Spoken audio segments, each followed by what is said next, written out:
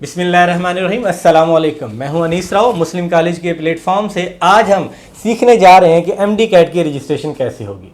वो तमाम स्टूडेंट्स के जो डॉक्टर बनने का ख्वाब सजाए, दिन रात एमडी कैट की तैयारी में मसरूफ़ है, उनके लिए कि बेटा एमडी कैट की रजिस्ट्रेशन की जो प्रोसेस है वो शुरू हो चुका है। 19 अगस्त जो है वो सिंगल फीस के साथ आप लोगों की आखिरी तारीख है। आज हम आपको सिखाते हैं कि आपने रजिस्ट्रेशन करनी कैसे है। आपके जितने भी क्वेरीज होंगी कोशिश की जाएगी कि उन तमाम क्वेरीज को यहीं पे आंसर कर दिया जाए। आफ्टर दैट मीनवाइल कि अगर आपकी फिर भी कोई क्वेरीज रह जाती हैं तो आप हमारे कमेंट बॉक्स में, इनबॉक्स के अंदर उन चीज़ों में पूछ सकते हैं। जी, तो सबसे पहले चलते हैं इस प्रोसीजर की तरफ कि कैसे हमारे एमडी कैट का अप्लाई करेंगे।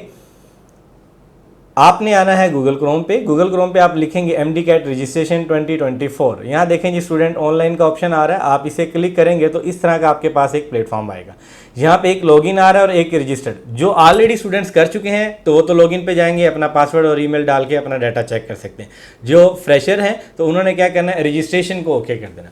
सबसे पहले देखें रजिस्ट्रेशन में आपने अपना नाम लिखना है। यहाँ पे ऑलरेडी क्योंकि हम कुछ डाटा इंटर कर चुके हैं तो हम एक डाटा उठाते हैं। यहाँ से स्टूडेंट नेम हमने उठाया अली हैदर, इनके फादर नेम है इनका ज़फ़र इकबाल।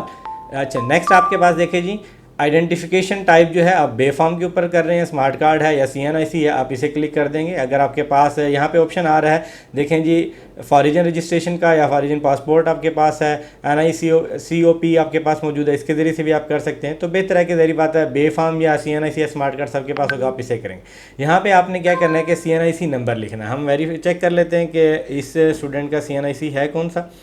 जी, तो अली हैदर का है जी 387। तो ये रजिस्ट्रेशन इसके पास आ गया। अब जो इशू डेट है इनकी जो इशू डेट आ रही है वो आ रही है हमारे पास है बेफॉर्म का है इनका। तो बेफॉर्म के ऊपर जो इशू डेट है हम उसी डेट के साथ इसको अटैच कर देंगे। ये है जी 1 जनवरी 2019।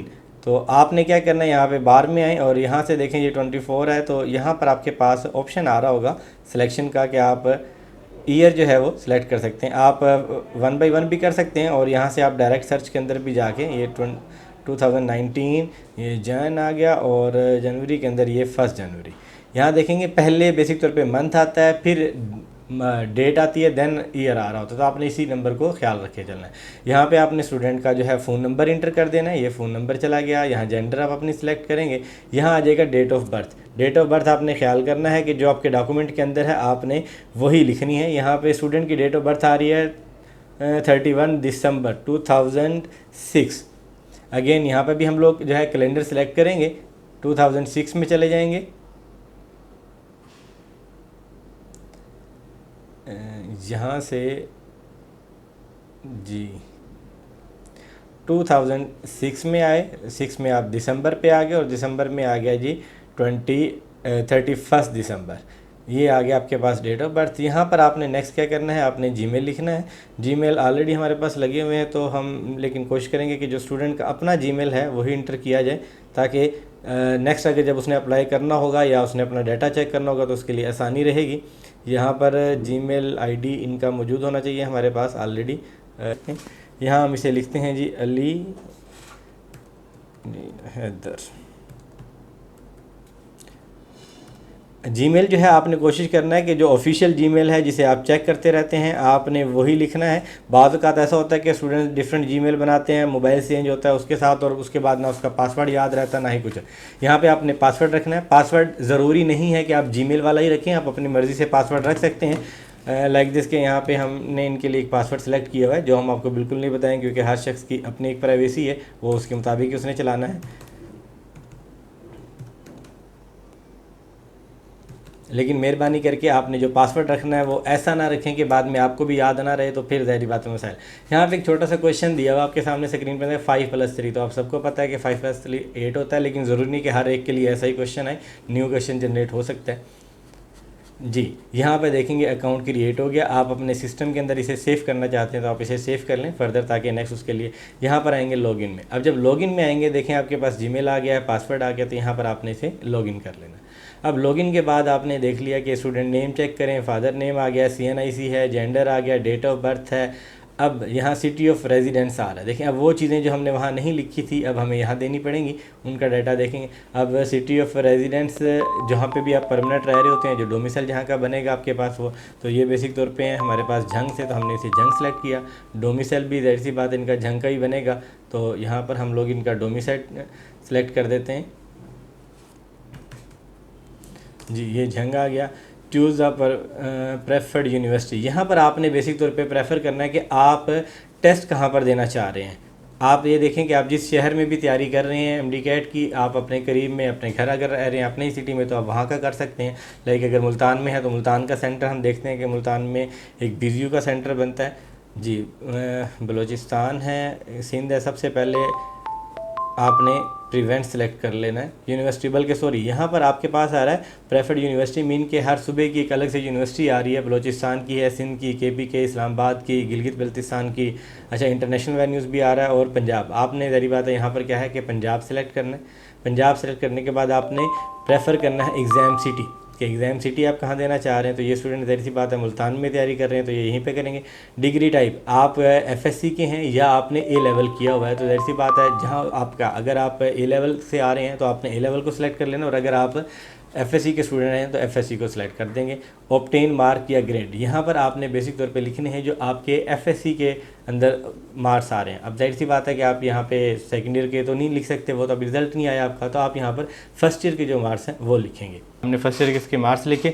यहाँ पर देखें जी अपलोड एक पिक्चर और फर्स्ट ईयर की जो मार्कशीट है वो आपने करनी है। तस्वीर हम क्योंकि बस मंगवा की थी जी, यहाँ आएंगे और डाउनलोड फोल्डर में जाके हम इसकी तस्वीर देखेंगे। ये तस्वीर मौजूद है, जेपीजी फ़ाइल होनी चाहिए यहाँ पर, बल्कि फ़ाइल का उसने कोई लिखा ही नहीं ऑप्शन, तो आप जो मर्ज़ी फ़ाइल अपलोड कर दें एप्लीकेबल होगी जी। नेक्स्ट आपके पास आ रही है मार्कशीट, तो हम इसका मार्कशीट उठाते हैं और यहाँ से देखेंगे कि ये व्हाट्सएप की दोनों इमेज जो हैं वो अपलोड हो चुकी हैं जी। एप्लीकेशन को यहाँ से सबमिट करते हैं। अब यहाँ देखेंगे अब पेमेंट स्टेटस अनपेड है क्योंकि अभी तक स्टूडेंट ने फ़ीस पे नहीं की है। पे नाउ के लिए चले जाएंगे। हम यहाँ पे अपना डाटा चेक कर लेंगे। नेम फादर नेम है, कॉन्टैक्ट नंबर है और मेल है, ज़री सी बात है, डेट ऑफ बर्थ आ गया और जीमेल एड्रेस है, रेजिडेंशियल आपने सेंटर कौन सा सिलेक्ट किया था, मुल्तान। अब मुल्तान के अंदर कौन सा होगा तो वो ज़ाहिर सी बात उनकी अपनी चॉइस होगी कि वहाँ से लेंगे। यहाँ पर आएंगे आप पे नाउ के ऊपर। अब देखें जी पे नाउ पे आप आए हैं तो आपके पास ये ऑप्शंस आ गए हैं कि आप किस बैंक से कर सकते हैं।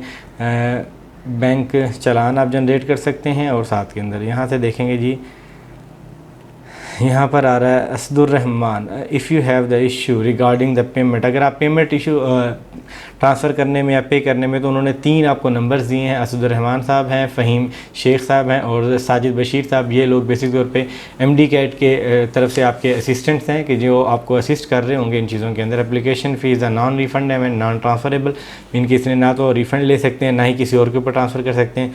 पेंडिंग पेमेंट जो है वो 48 आवर्स के अंदर इनके विदिन 2 डेज़ वर्किंग डेज़ के अंदर क्लियर हो जाएंगी। If you have the any other issue, कोई भी रिगार्डिंग है तो आपके पास है ये 2 ऑप्शन आ रहे हैं, mdcat@pmdc.pk और ये फ़ोन नंबर्स हैं, इनके ऊपर आप अप्लाई कर सकते हैं। और बेहतर है कि आप इन्हें अपने पास कहीं सेव कर लें ताकि अगर कोई प्रॉब्लम आए भी तो आप इसी डाटा को इस्तेमाल में लाते हुए अपने सोल्यूशन की तरफ जा सकते हैं। एग्री करते हैं और हम चालान जनरेट करते हैं अपना। ऑनलाइन पेमेंट की तरफ चले जाते हैं। ऑनलाइन पेमेंट में आएंगे हम। वीज़ा कार्ड, आप अपने कार्ड के ज़रिए से पे करना चाह रहे हैं तो आपके पास ये ऑप्शन आ रहा है।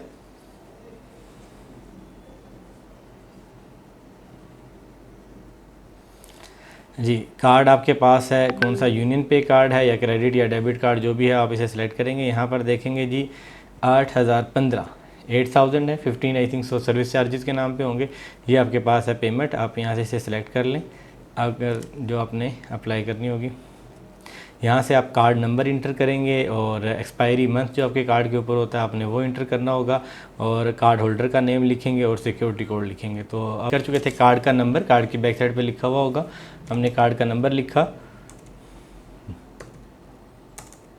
आपने अपने कार्ड का नंबर लिखना है क्योंकि OTP वगैरह अगर जनरेट होंगे तो उसी के साथ होंगी। ये कॉपी पेस्ट करने की कोशिश कीजिएगा कि ना हो। यहाँ पे एक्सपायरी मंथ लिखेंगे, कार्ड के ऊपर ही आपके पास एक्सपायरी मंथ लिखी हुई होगी।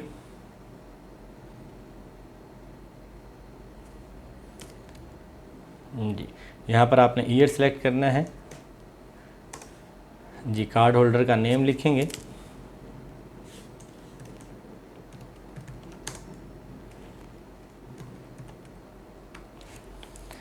जी सिक्योरिटी कोड है 3 डिजिट है, ये बैग के ऊपर लिखा हुआ होता है आपके पास सिक्योरिटी कोड, आप वो लिखेंगे।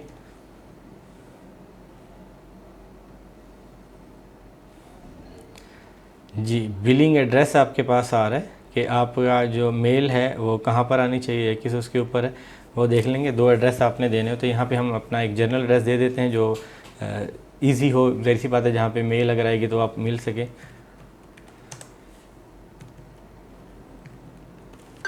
इसमें आपने कोशिश करना है कि स्ट्रीट नंबर, हाउस नंबर और कॉलोनी का नेम ये लाजमी हो, मोहल्ला अगर है तो मोहल्ला लिखें, शहर का नाम भी साथ लिखें।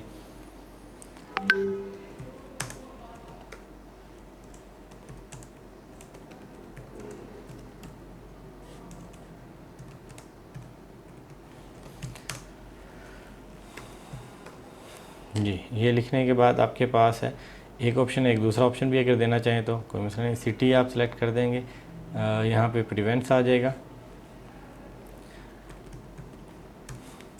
जी। ज़िप कोड है, आप मुल्तान में है तो मुल्तान का डाल दें। कंट्री आ गया आपके पास जी। अब इसे करेंगे हम पे नाउ के ऊपर।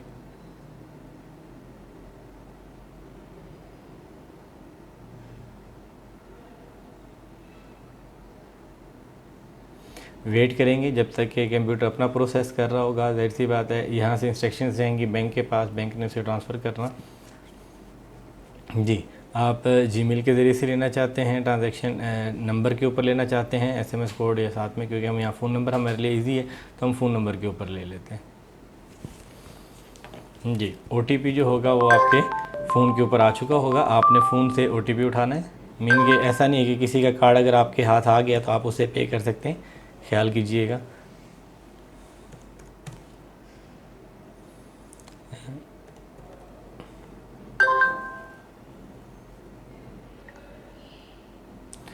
ओटीपी आपने कोशिश करना है कि ज़रा देख के करें, ताकि इस तरह की चीज़ों में जो मिस्टेक होती है उसकी वजह से होता ही है कि आपके अकाउंट के ऊपर इफ़ेक्ट आ सकता है, क्योंकि आप मे भी के कंप्यूटर सिस्टम है, ज़ाहिर सी बात है, तो सिस्टम उसे कंसीडर कर सकता है कि कोई रॉन्ग वे जा रहा है, जिसकी वजह से आपका कार्ड ब्लॉक किया जा सकता है या आपके अकाउंट को पेंडिंग भी किया जा सकता है। जिनको जीमेल नहीं मिला था तो नीचे रीसेंड का ऑप्शन मौजूद था, वो रीसेंड करवा सकते थे जी। यहाँ देखेंगे कि आपकी जो फ़ीस है वो अप्लीकेबल हो गई है। You have the successfully completed payment and are now registered for the MD-CAT examination जी। एप्लीकेशन हिस्ट्री में आएंगे, देखेंगे यहाँ पर आपके पास पेड का ऑप्शन आ रहा है कि मीन आप अपनी फ़ीस पे कर चुके हैं।